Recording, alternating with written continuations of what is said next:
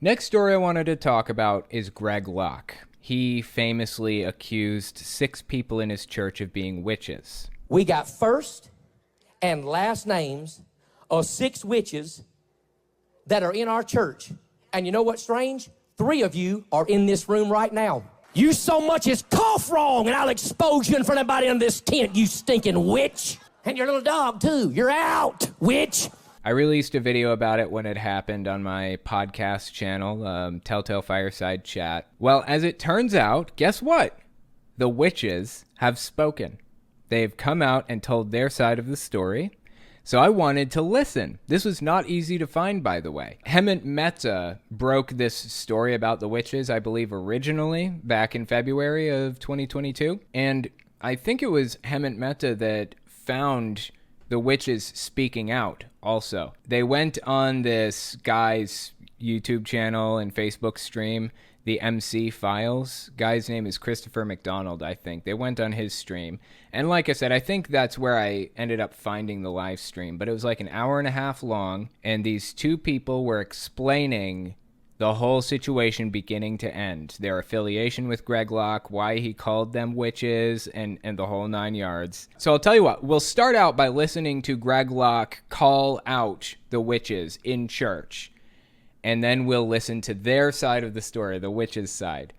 Check this out. February 13th, 2022, Greg Locke comes out on stage and he says this. We got first and last names of 6 witches that are in our church. And you know what's strange? 3 of you are in this room right now.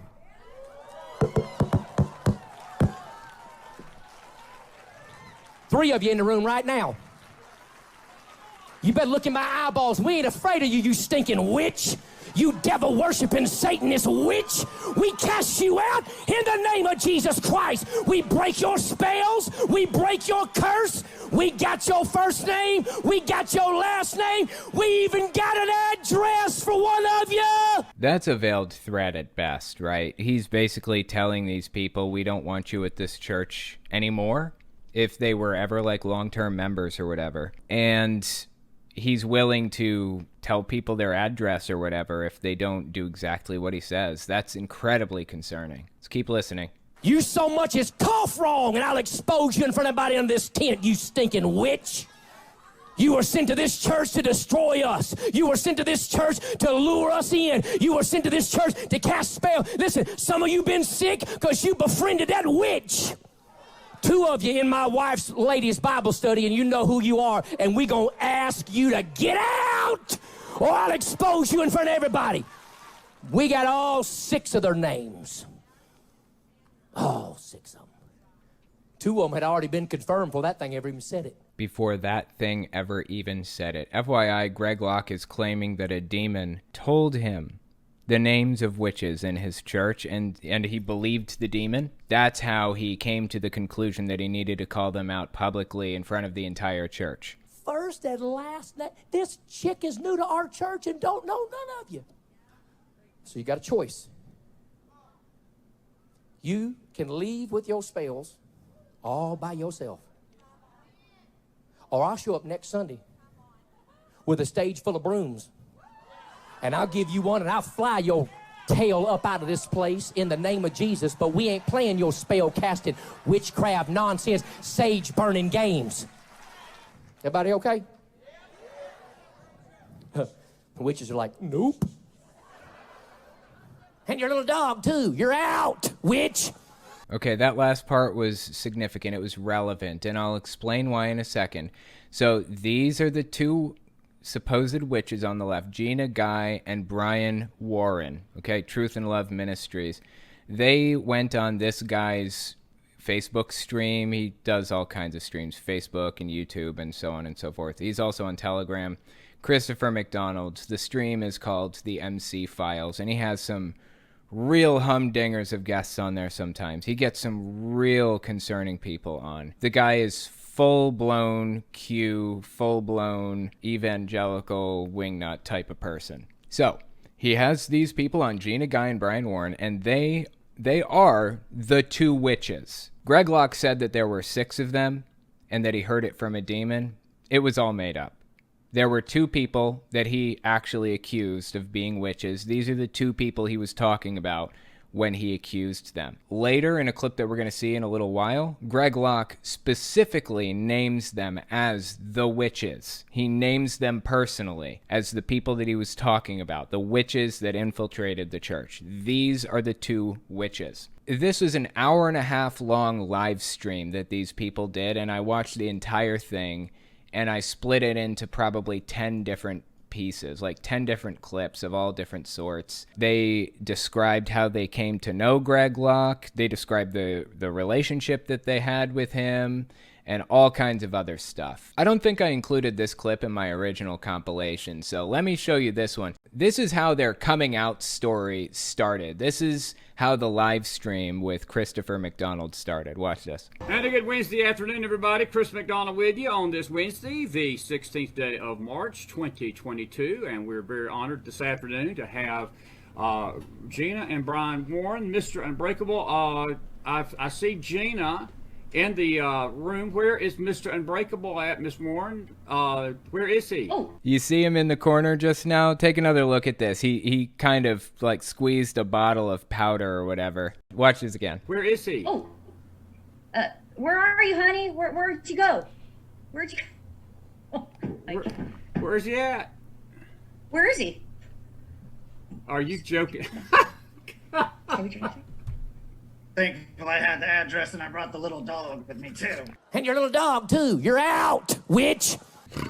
Don't hate on my little dog. Please don't. He brought the little dog. That is funny, dude. So anyways, that's how they introduced themselves. Let me give you a little bit of a rundown. Basically, what happened was these two people, Gina and Brian Warren, they came to Greg Locke's church originally. They wanted to start going there. They wanted to be a part of the church. They believe in all the same stuff that he believes ideologically. They are genuinely terrible people. And you'll see a little bit of that a little bit later. Don't let the fact that they were harassed relentlessly distract from the fact that they believe all the same grotesque evil things that Greg Locke believes. All of this started playing out in late January.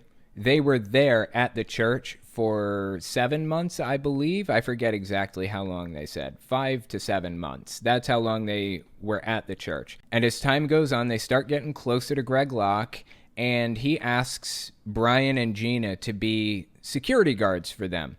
So Brian, I guess he's involved in like MMA fighting or something. He agrees. He joins the security staff. And Gina, they asked Gina to be Greg Locke's wife's security guard. So she got her special certification to do it and everything, although that's not something that she wanted to do. She wasn't interested in that, according to them.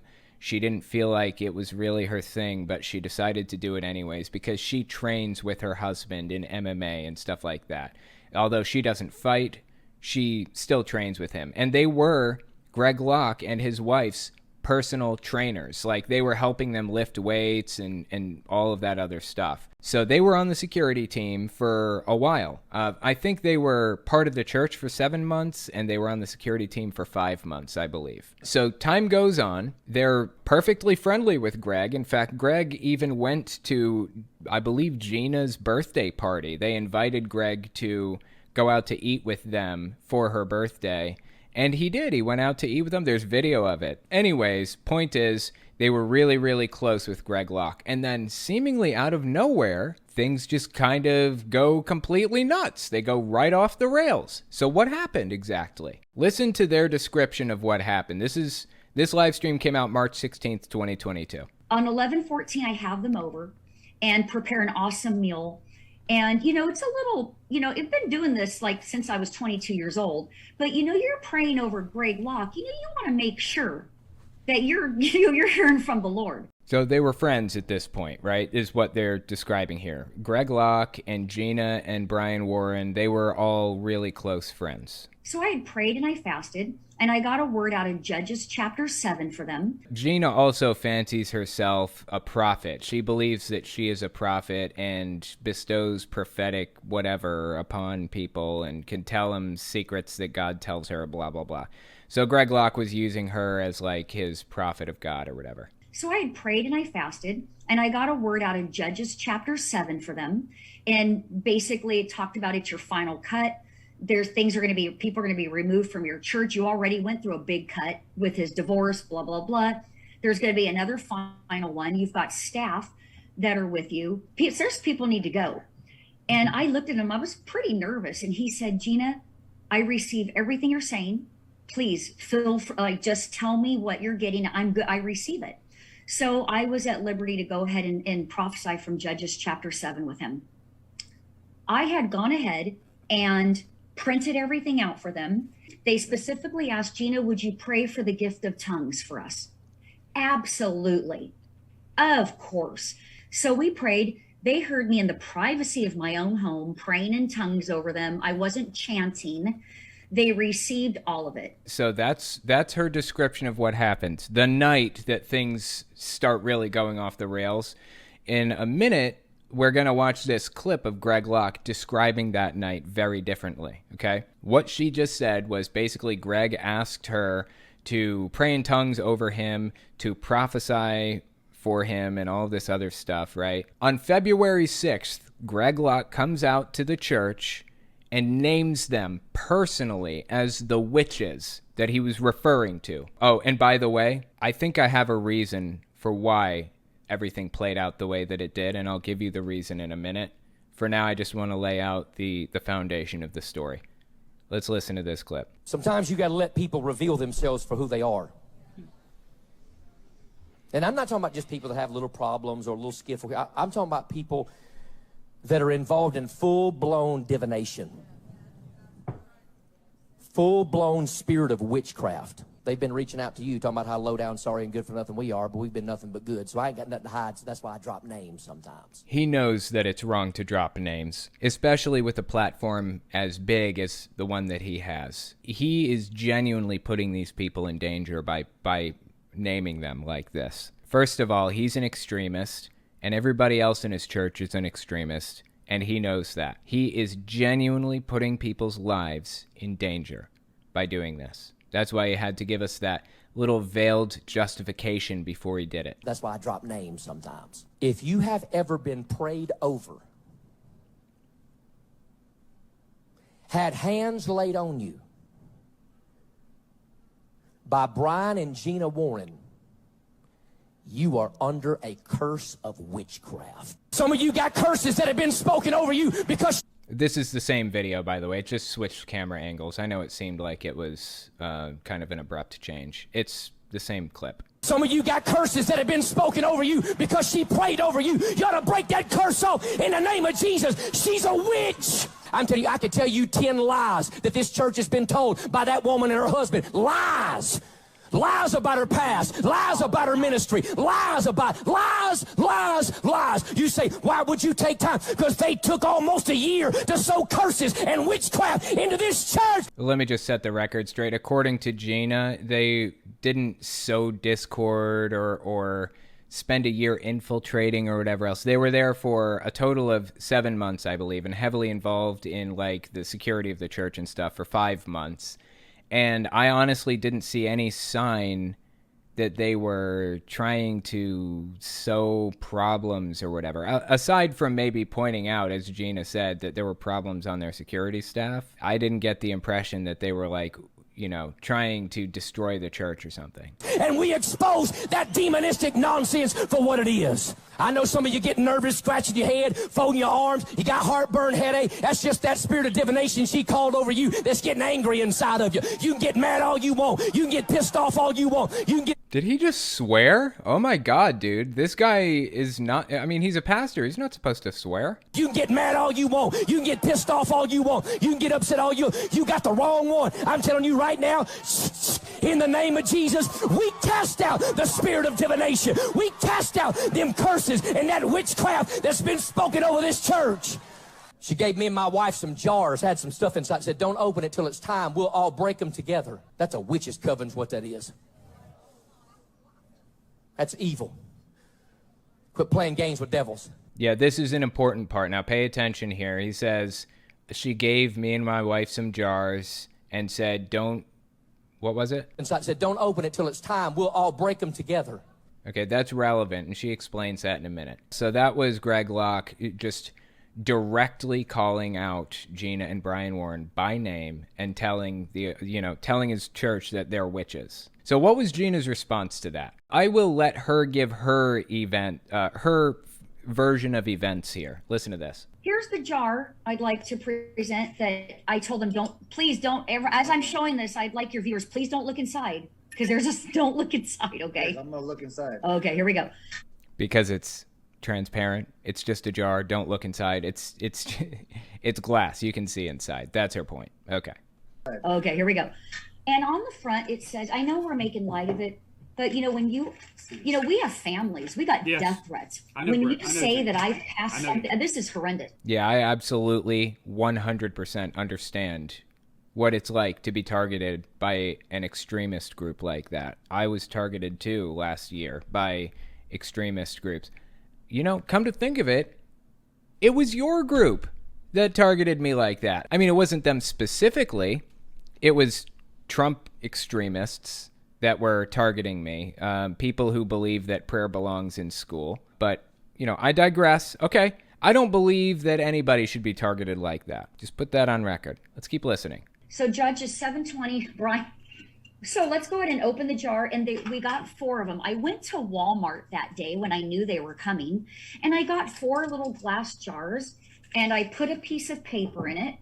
And what it says is Judges 720, 11/14, 2021, Gina Guy Warren, Truth and Love Ministries. And it's the scripture. There you go. There's the witch's covenant, everybody. Do you understand how reckless this is? So scripture's witch's covenant. So it literally, I won't read it all. It's Judges 7:20, and it talks about Gideon breaking the jars and running with the torch in it. Exactly. As they took over the Midian camp, which is full of incest. I will get to that later too. And that's what was in the jar. Yeah. So basically, what it seems to me happened is Greg Locke was looking for a reason to attack this person, looking for some angle to take, and accusing her of witchcraft, her and him both, accusing them of being witches, seemed like the best, the quickest, the shortest route to getting them out of the congregation. No questions asked. But here's where it gets kind of interesting to me. Greg Locke probably didn't expect this story to explode and be all over the media, like, secular media, regular media. Didn't expect atheists and everyone else, the outside world, to be talking about him calling out witches at his church, when really it seems to me he's trying to resolve a power struggle. So when they started saying some of the stuff they were saying, Greg Locke, for some reason, felt compelled to respond. February 16th, Greg Locke says this. Give this a listen. Can you believe how stupid the media is? Here's what they say. Oh, we know why he's doing that. We know why he's calling out them 6 women, which they're not all women. Get that in your crawl. Again, he did call out 6 people. There were not 6. It was 2. But he, I guess, wanted to make it seem more serious than it actually was. He wanted to make people think that there was like some serious infiltration problem that he uncovered and was dealing with or whatever. And it wasn't just about his hatred for this one couple. He doesn't just call people out when he hates them and name them as witches. He wanted people to think that it was like a long-term big infiltration operation that was happening. That's what I believe. That's my speculation about why he said there were 6 of them when really there were only 2 that he was actually accusing. Anyway, let's keep listening. Get that in your crawl. Because what's going to happen is he's getting out ahead of it. Because them women that he's trying to call out, he's trying to intimidate them by calling them witches, because we believe he probably made advancements and he's trying to get out in front of it before they burn the whole kingdom to the ground. No, I call them witches because they witches. Yeah, I never bought that. I didn't really know what was happening, but I didn't feel like it was a justified leap in logic to think that he was, them or whatever, and he was trying to get out ahead of it. I didn't think that was happening. There's no good reason to think that that was actually the case. And in this situation, it did, in fact, turn out to not be that. So take that for what you will. So here's the question. Why did he do this to these people? Here is my opinion for why Greg Locke specifically called these people out. These two people, Brian and Gina Guy Warren. First of all, they had been trying to convince Greg Locke to change up their security staff for a while. As you heard earlier, she said that. She said she felt something was wrong with the security staff. There was something not quite right about it. Well, listen to this. This is another excerpt from the live stream. Ty, by the way, is Greg Locke's wife. Her name is like Taisha or something. What is her name? Locke has actually been like divorced and remarried like a billion times. His newest wife is Taisha. Her name was Taisha. So Taisha Cowan McGee, I guess. She goes by Ty. So if you hear reference to anybody in these clips named Ty, they're talking about Greg Locke's wife. Ty told me, Gina, I'm going to go to the Reawaken tour of my husband. You guys remember the Reawaken America tour. I've talked about that a lot of times on this channel and on my main channel. I've talked about it all over the place. The Reawaken America tour, if you're unfamiliar, is a tour that Mike Lindell and Michael Flynn and a bunch of other people have been to.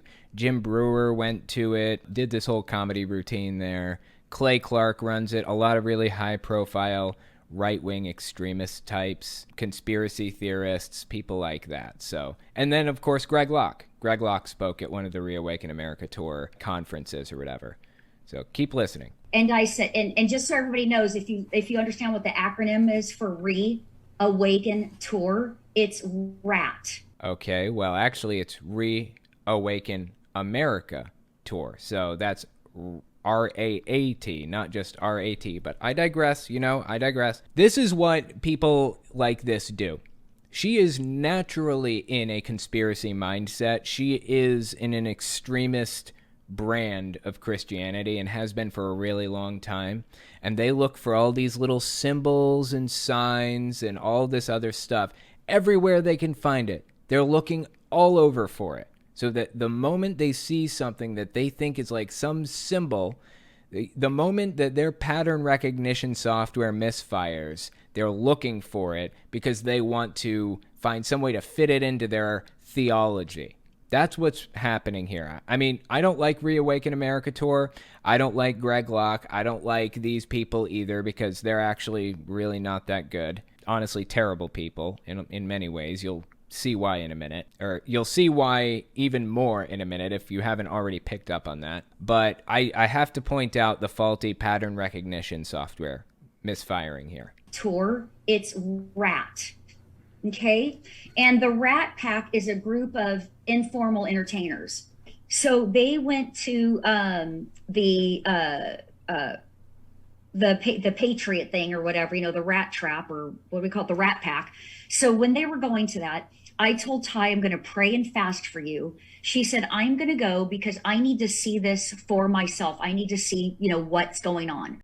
Going to the Reawaken America tour for Greg Locke was a feather in his cap. It was a big deal to be invited to that. Although it's not really a Christian thing so much as like a hard right political Q thing. Heavily dominated by people in the Q sphere. It makes sense to me that Greg Locke would naturally be attracted to it. I just find it kind of strange that Gina and Brian Warren were opposed to the Reawaken America tour and everything they stand for. It seems like something that they'd be in favor of, honestly, ideologically. Ty, you have to understand, they do not know the Elijah list. They don't know any of these prophets. They don't know this contaminated stream. They don't know it. That's fascinating. Contaminated stream. Who Amanda Grace is. They don't know any of that. They do know Clay Clark. I've talked about all of these people, Amanda Grace included. I mean, it's been a while since I've talked about Amanda Grace. But the Elijah list, I talk about him all the time. That's Steve Schultz, Johnny Enlow, Mark Taylor, like all these people are from this quote-unquote contaminated stream of evangelicals.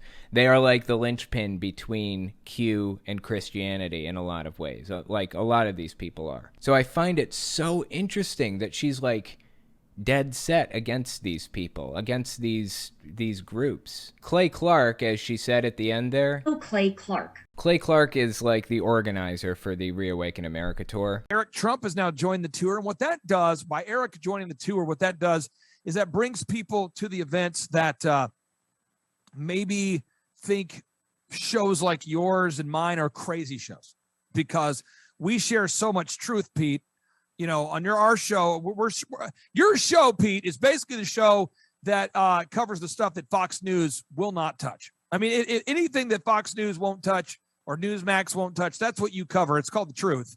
And bringing Eric Trump to this event is now legitimizing what we're doing in the minds of many people. And so that's powerful. And I look for the momentum to continue. And he's had some really, really weird, disturbing stuff to say, too. So take that for what you will.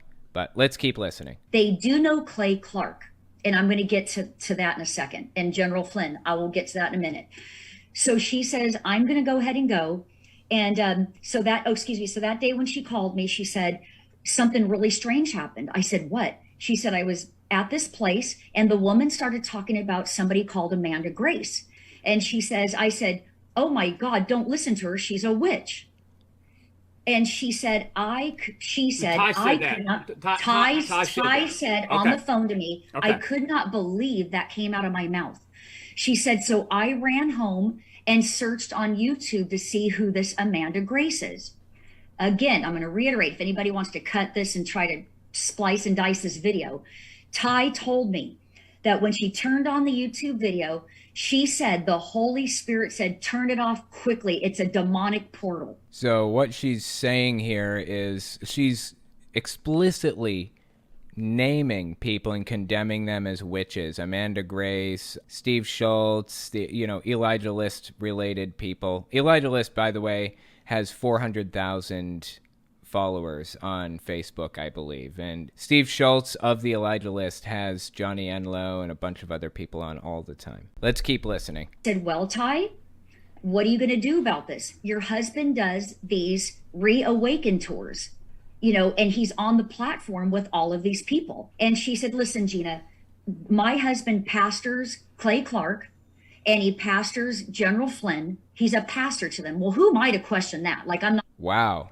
I actually did not know that. I did not know that Greg Locke pastors Michael Flynn and Clay Clark. Is that who she said? General Flynn and Clay Clark? Wow, man. Those people are really high up there. A 4-star general and a conference organizer that is so deeply involved with Mike Lindell and a bunch of other people. That actually surprises me that Locke is their pastor, and disturbs me. He's a pastor to them. Well, who am I to question that? I'm not going to say, oh, he's not ministering. I'd okay, but I'm just letting you know.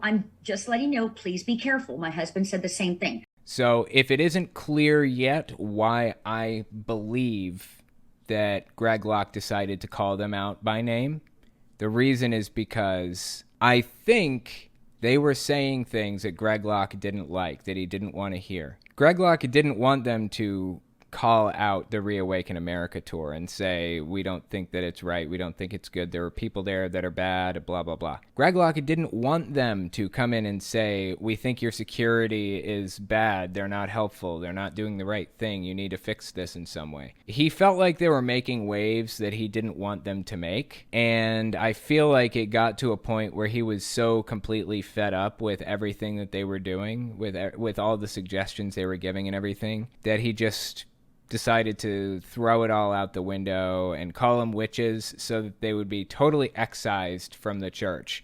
No chance of them dragging people out of the church, or no chance of any questions being asked well, who's right here? Is Greg Locke right to go to the Reawaken America tour? Is Greg Locke right to keep these security people? None of those questions even need to come up. All Greg needs to do is call them witches from the stage and name them by name. Gina, Guy, and Brian Warren are witches.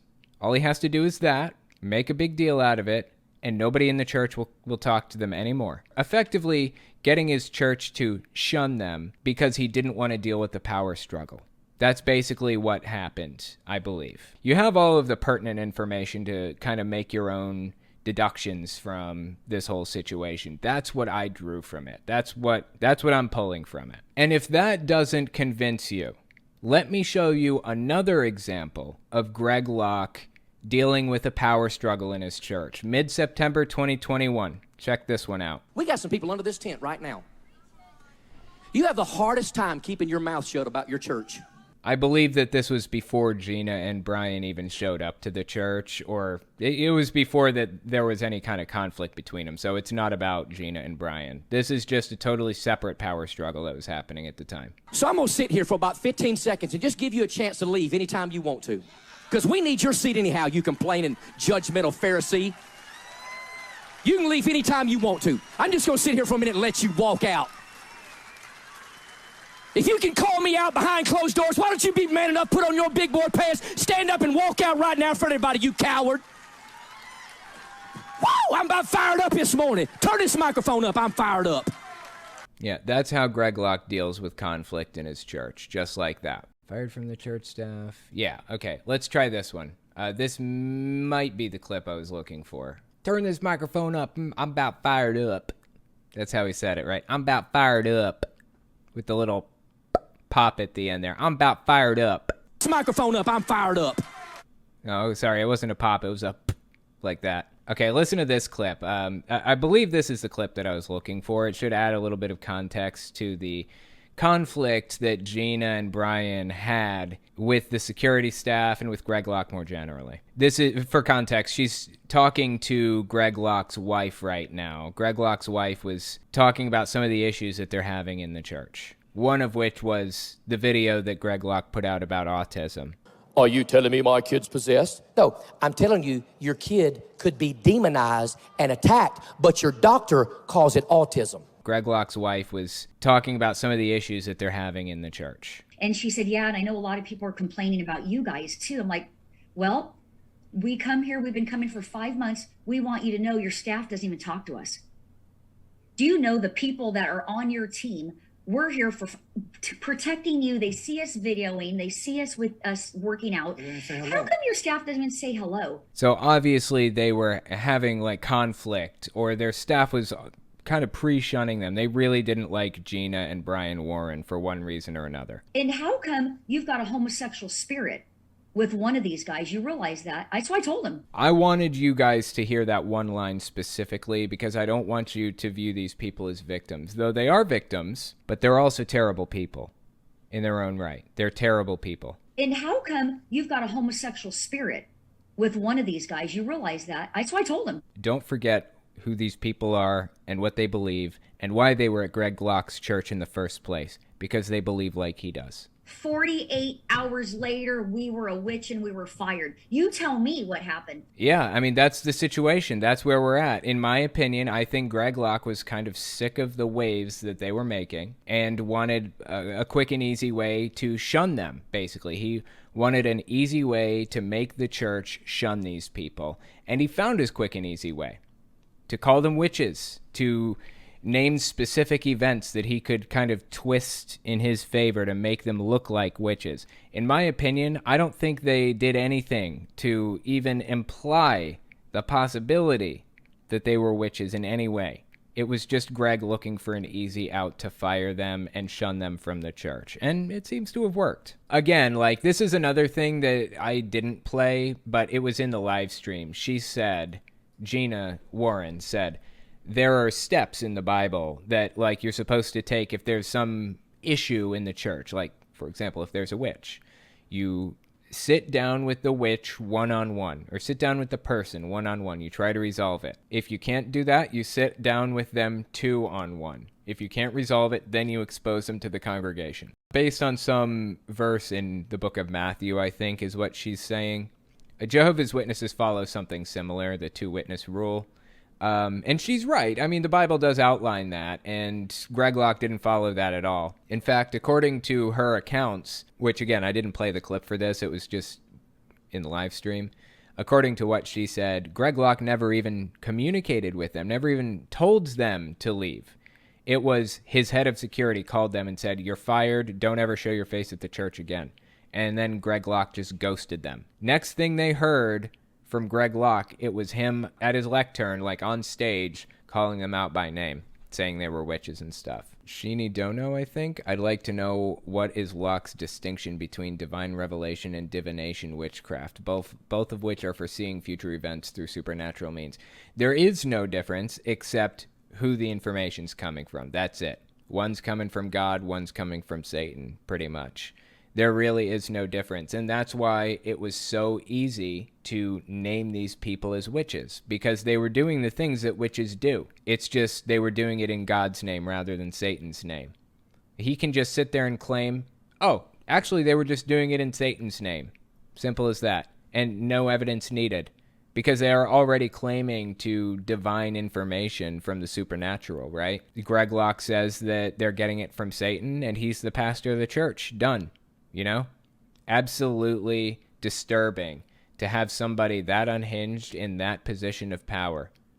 Truly disturbing. I wouldn't want to be a member of that church, ever. Emily Sigmund, so Greg Locke lost his over others having different views from him. That alone makes him feel betrayed. Classic narcissism. Absolutely. Although I get the impression from what these people were saying that maybe they were pushing it a little harder than they should have. I mean, she believes that she's getting divine revelation from God.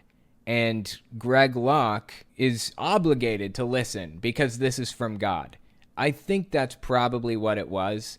But he absolutely went entirely too far by concocting this ridiculous plan to shun them from the congregation that genuinely put their lives in danger. And once again, this is something from the live stream that I didn't play in a clip, but she even said that people told her she should change her name and hide in a cellar for 3 weeks until this blows over.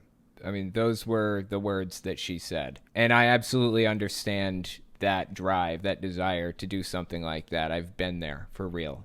I've been there. Yeah, it was really serious, and it was all over a stupid, petty power struggle. All over a stupid, petty power struggle. But you know what Greg Locke says? I'm dumber than a box of rocks in a lot of areas. Facebook just makes people think I'm smart. Take that for what you will.